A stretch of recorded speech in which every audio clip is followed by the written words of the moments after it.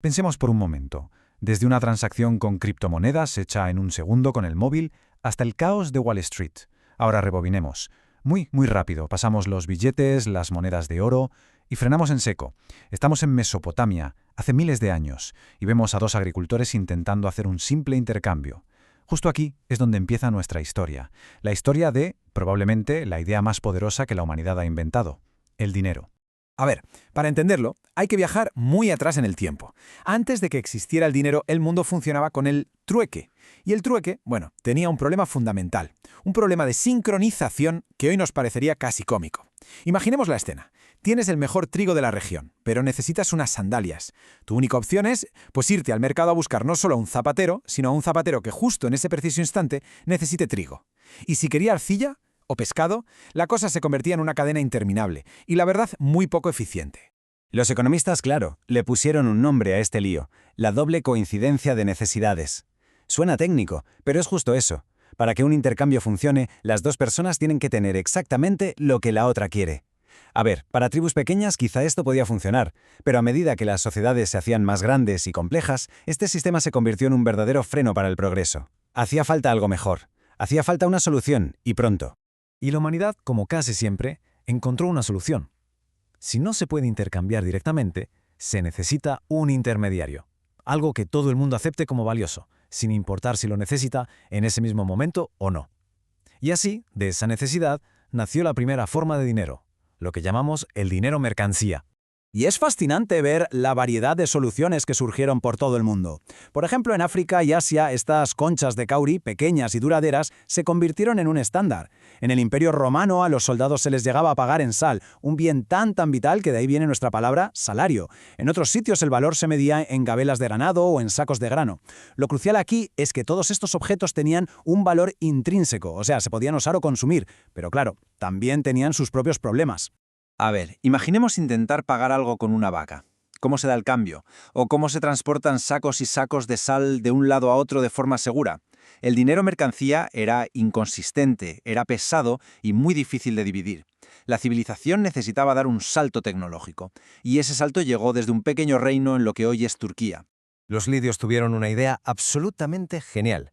En lugar de estar pesando trozos de metal irregulares en cada transacción, crearon piezas estandarizadas. Cogieron electro, que es una aleación natural de oro y plata, la fundieron en discos de igual peso y, lo más importante de todo, estamparon en ellos el sello del rey. Ese sello era una garantía, era una promesa, la promesa de que ese disco contenía una cantidad específica de metal precioso.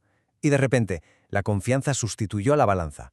Y esto, sencillamente, lo cambió todo. Esta innovación permitió a imperios como el griego y el romano expandir el comercio como nunca antes se había visto. Podían financiar ejércitos, construir acueductos, administrar territorios enormes, todo con una eficiencia sin precedentes. La moneda ya no era solo dinero, se había convertido en una herramienta de poder. Pero claro, hasta las monedas tenían sus límites. Para un gran comerciante, viajar con cofres repletos de oro y plata era increíblemente arriesgado, y ni hablar de lo pesado que era. La historia del dinero estaba a punto de dar su mayor salto conceptual. Un salto que dependía enteramente de la fe. Aquí es donde la idea del dinero se vuelve abstracta, se complica. Hasta este momento el dinero era el valor. Una moneda de oro valía por el oro que tenía dentro. La nueva idea fue radical. Un objeto sin valor propio podía representar ese valor.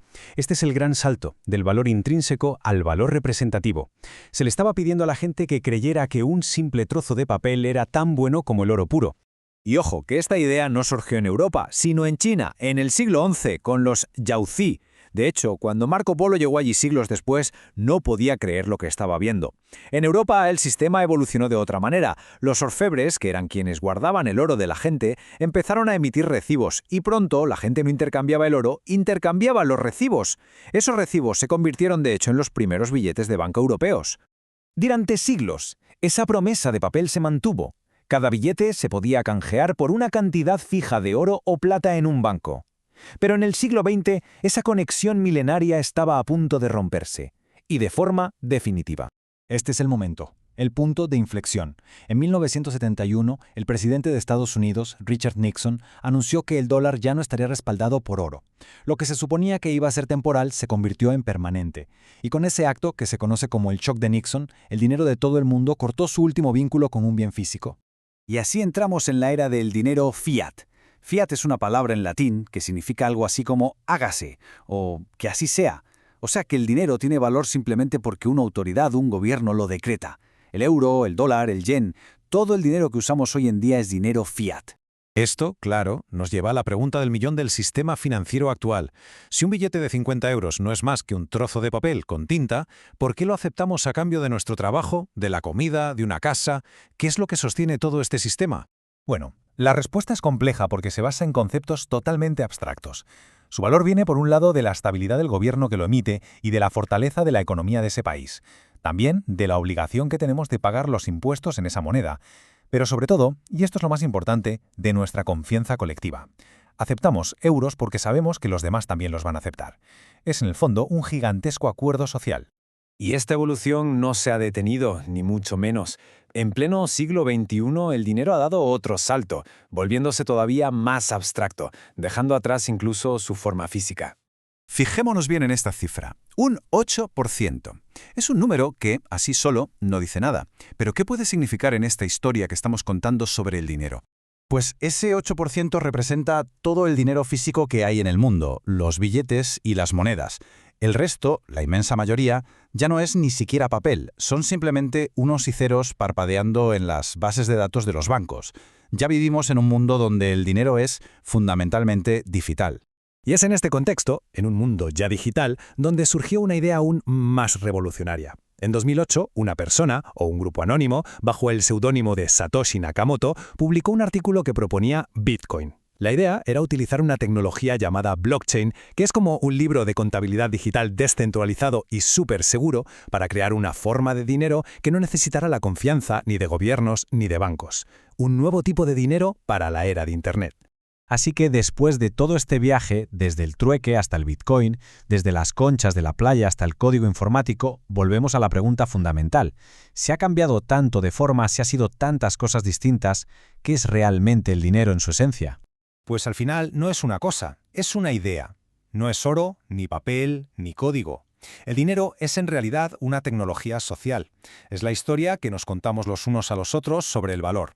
Es, en definitiva, el sistema de confianza mutua, más grande, más complejo y más exitoso que la humanidad ha inventado jamás. ¿Y su evolución? Su evolución no ha hecho más que empezar. Porque si el dinero es solo una historia que hemos acordado creer, la pregunta es ¿cuál será la próxima historia que nos contaremos?